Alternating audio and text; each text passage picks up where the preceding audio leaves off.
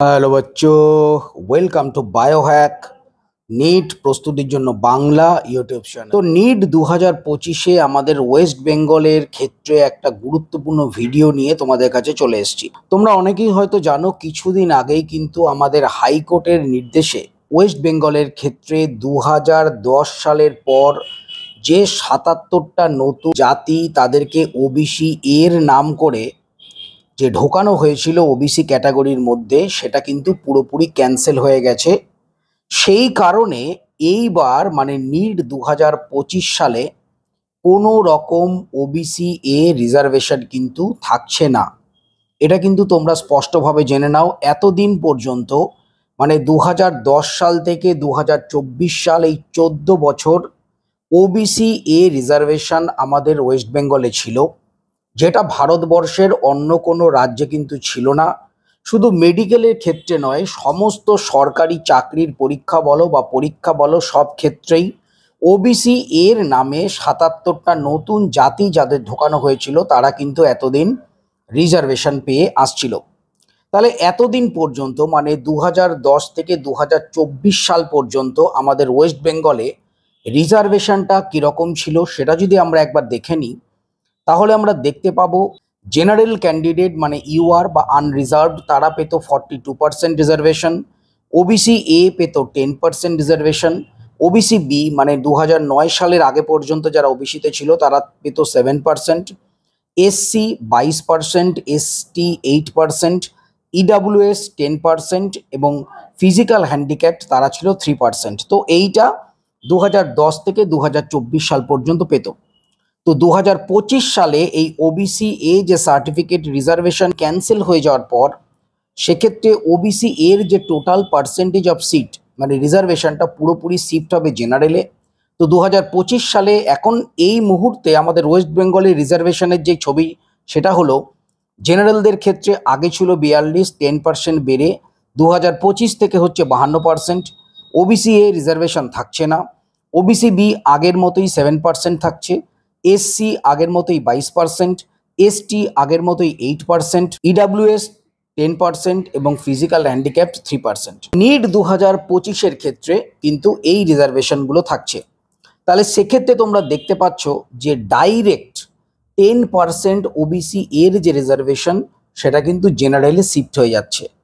তার মানে এর প্রভাবে আমাদের ওয়েস্ট বেঙ্গলের কাট অফের কি পরিবর্তন হবে, সেটাই আমার মেন এই ভিডিওর বিষয়বস্তু। এবার যদি আমরা কিছুটা কাট অফ দেখি, তোমরা জানো যে যেহেতু 10% সিট ইনক্রিজ হচ্ছে, তো এই মুহূর্তে আমাদের ওয়েস্ট বেঙ্গলে অ্যাপ্রক্স এমবিবিএস সিট কিন্তু 4000-এর কাছাকাছি রয়েছে, কিছু কম বেশি হতে পারে। তো 10%-এর হিসাবে প্রায় 400টা সিট কিন্তু জেনারেল ক্যাটাগরিতে শিফট হচ্ছে। 400টা এমবিবিএস সিট কিন্তু অনেক। তো সেই 400টা সিট নতুন করে জেনারেলে যদি অ্যাড হয়, সেক্ষেত্রে অবশ্যই জেনারেলের যে কাট অফ কিছুটা তো নিশ্চয়ই কমবে, এ ব্যাপারে তো কোনো রকম দ্বিমত নেই। তো সেই নতুন যে কাট অফ সেটা কীরকম থাকতে পারে সেটা যদি আমরা দেখি, তো আমাদের ওয়েস্ট বেঙ্গলের ক্ষেত্রে যে স্টেট কোটা তার যে কাট অফ সেটা হচ্ছে এই মুহূর্তে বিসি এ সার্টিফিকেট ক্যান্সেল হয়ে যাওয়ার পর দাঁড়াবে, জেনারেলদের ক্ষেত্রে দাঁড়াবে 515 ±5।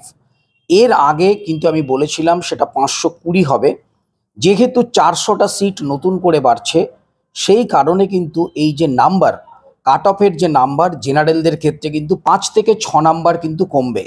সুতরাং আগে আমি বলেছিলাম 520, সেটা কিন্তু এই মুহূর্তে এই রিজার্ভেশন ক্যান্সেল হয়ে যাওয়ার পর সেটা কিন্তু দাঁড়াচ্ছে 515 ±5। ওবিসির ক্ষেত্রে কাট অফ একই থাকছে, কোনো হেরফের নেই, সেটা দাঁড়াবে 515 ±5।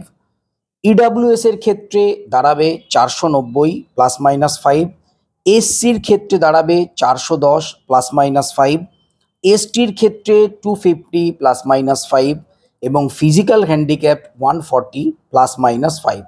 তো এই যে আমি কাট অফগুলো বললাম এটা পুরোটাই টেন্টেটিভ। অরিজিনাল যতদিন না রেজাল্ট বেরোচ্ছে, যতদিন না র্যাঙ্ক আসছে, প্রপার যে কাট অফ সেটা কিন্তু বলা যায় না। তবে তোমরা এটাকে একটা সেফ স্কোর হিসেবে ধরতে পারো। এটা কিন্তু শুধুমাত্র গভর্নমেন্ট এমবিবিএস এর কথা আমি বলছি, এই যে কাট অফটা বললাম। এছাড়াও বিডিএস বলো বা আলাদা যে মেডিকেল যে কোর্সগুলো আছে তাদের ক্ষেত্রে কাট অফ কিন্তু এর থেকেও অনেকটা বিলো যাবে। তো এই মুহূর্তে যেটা মেন সেটা কিন্তু এই যে 10% যে ওবিসি এর যে সিট, সেটা কিন্তু টোটালটাই শিফট হলো জেনারেলে। কেন ওবিসি এর সিট অন্য কোথাও কিন্তু শিফট হবে না, জেনারেলেই শিফট হবে। এবং জেনারেলের ক্ষেত্রে কিন্তু এমবিবিএস আসন সংখ্যা সেই কারণেই 10% কিন্তু বেড়ে যাচ্ছে। অবশ্যই এটা জেনারেল ক্যান্ডিডেটদের জন্য একটা খুশির খবর, কেননা এবার নিট 2025-এ তোমরা দেখেছো কোশ্চেন পেপার যেরকম এসছে তাতে করে কাট অফ এমনিতেই কিন্তু 100 থেকে 120 নাম্বার কমবে। তারও ওপরে যদি 5-6 নাম্বার কমে তাহলে তো এটা অনেক ভালো ব্যাপার হবে। কিন্তু অন্য অন্য যে ক্যাটাগরি রয়েছে তাদের ক্ষেত্রে কাট অফ কিন্তু কোনো রকম পরিবর্তনের এই মুহূর্তে তেমন সুযোগ নেই। এছাড়াও তোমরা আরও একটা জিনিস জানো যে মধ্যপ্রদেশ, মাদ্রাজ এবং রাজস্থানের হাইকোর্টে এই নিট 2025-এর ক্ষেত্রে যে সমস্ত প্রবলেমগুলো হয়েছে, স্টুডেন্টরা পরীক্ষা দিতে পারেনি, সেই সমস্ত কেসগুলো চলছে। তো সেক্ষেত্রে যদি রিনিট হয় তাহলে নিট 2025-এর যে রেজাল্ট সেটা কিন্তু কিছুটা ডিলে হওয়ার সম্ভাবনা থাকছে। তো সবাই খুব ভালো থেকো, মন দিয়ে পড়াশোনা করো। নিট 2026 কিন্তু ক্লিয়ার করতেই হবে। টাটা।